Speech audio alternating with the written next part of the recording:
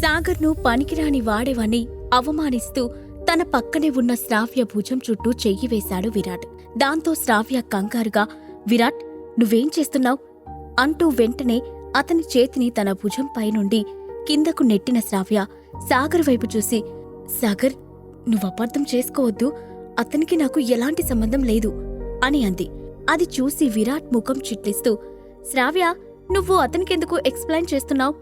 మనిద్దరి పెళ్లికి రమాకాంత్ అంకుల్ ఇప్పటికే ఒప్పుకున్నారు అని గట్టిగా అన్నాడు. అది చూసి సాగర్ చిరునవ్వు నవ్వి, ఇంతకీ మీరెవరు అని అడిగాడు. నేనెవరూ నీలాంటి పనికిమాలిన అల్లుడికి తెలిసే అవకాశం లేదులే, కాబట్టి నేనే చెప్తాను అంటూ పొగరుగా తలపైకెత్తి, నా పేరు విరాట్, విరాట్ గ్రూప్ ఆఫ్ కంపెనీస్కి ఏకైక వారసుణ్ణి అని గర్వంగా అన్నాడు. విరాటా? నేనింకా నువ్వు విరాట పర్వంలో హీరోవేమో అనుకున్నాను అని పెద్దగా నవ్వాడు సాగర్. పాకెట్